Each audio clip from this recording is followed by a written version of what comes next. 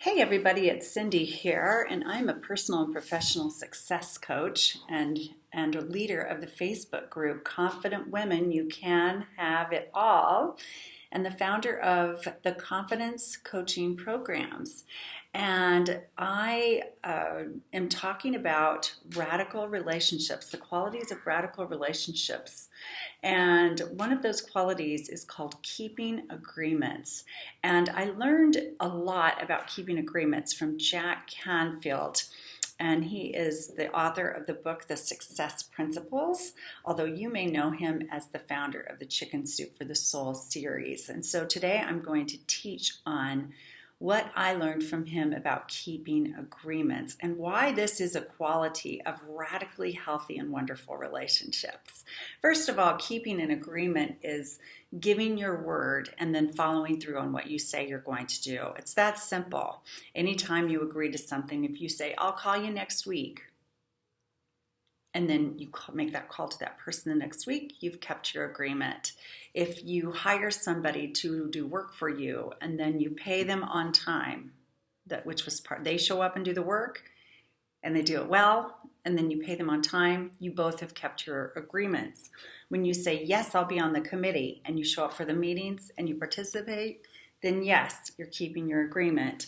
You say at work, I'll have the figures you need by noon today, and you do it, you've kept an agreement. So we have agreements everywhere in our relationships, personal relationships, and in our professional circles as well.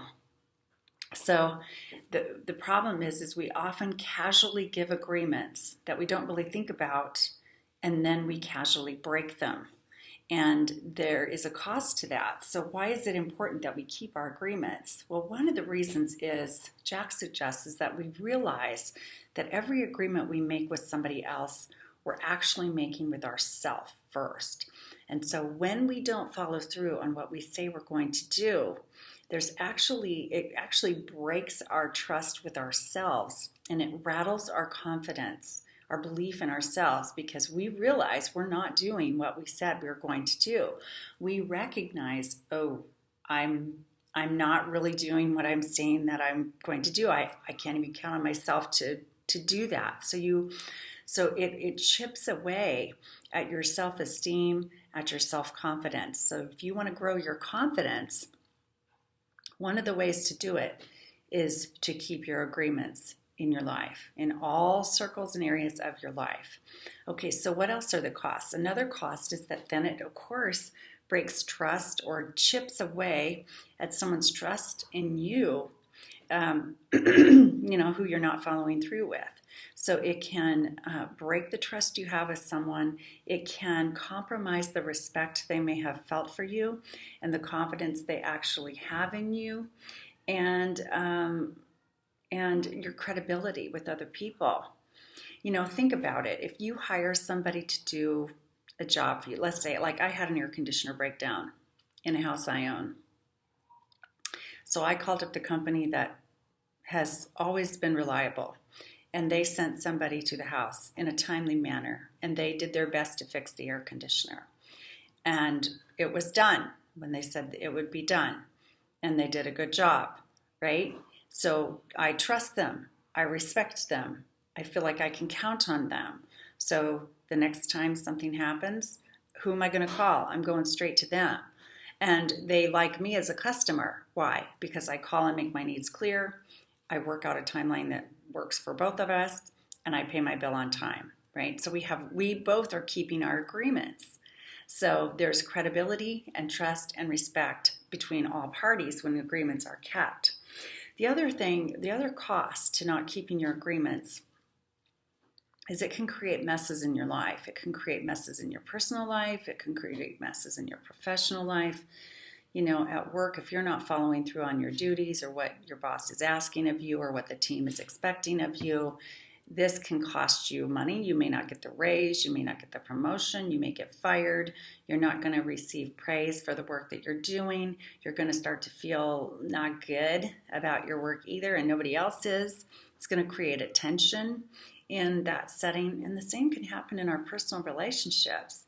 If you say you're going to be home by this hour and you aren't, if you say you're going to be there to pick up your kid and you're not, you're late to pick up your kid every time, or you forget your kid, or I know this happens, your kid's going to wonder, isn't going to feel secure in your relationship with each other.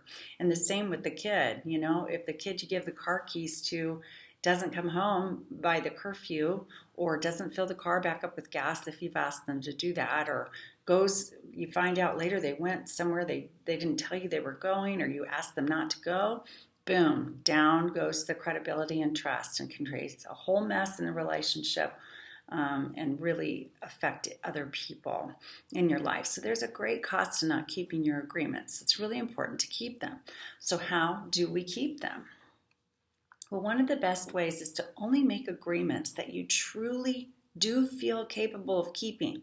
Like, feel free to only say yes when it really aligns with who you are and how you want to spend your time, or who you are authentically are, or how you authentically want to show up. So be really picky about the agreements you actually make with other people in the areas of your life, first of all. And then second of all, write them down. This is why we have contracts. This is why we have, write them down, because you're more likely to remember them when you write them down, and you can read them over again. And so you remember, gosh, this is what I agreed to do, this by when, or we both said we were going to do this. So I can check with him on that, or she can check with me on this. And it's very specific. I remember it. I know it. I can call on it anytime I'm not sure what my role is here. So write them down. People who write things down that are important to them and read them are far more likely to follow through on them. It's a fact. And then number 3, whenever you have broken an agreement, communicate as early as possible when you realize you're not going to be able to follow through on the agreement, and work to find a solution. So for example, if you're supposed to lead the staff meeting today and you're thrown up in the middle of the night and you can't make it, you want to let your supervisor know, or your team know, as early as possible, I'm sick, I'm in bed, I simply can't do it. And then as there's as best of a chance as possible for new arrangements to be made. Maybe somebody else can take the lead in the meeting. Maybe the meeting can be rescheduled. Maybe you can, share your notes through email, and you all can make decisions as a staff through that process or something. If you can't follow through on something as simple as, having drinks with a girlfriend after work, texting her, letting her know, my car broke down, I can't get there, or work ran long, I can't get there, or now my kid's practice schedule has changed, I can't get there, and let her know as early as possible, so she has the opportunity to make adjustments to her schedule too, and then reschedule as soon as possible. Can you meet tomorrow night instead? Or I can meet you 2 hours later if you would like to do that instead. This is very respectful and so forth, and adds trust. It adds credibility. It doesn't have to chip away from it.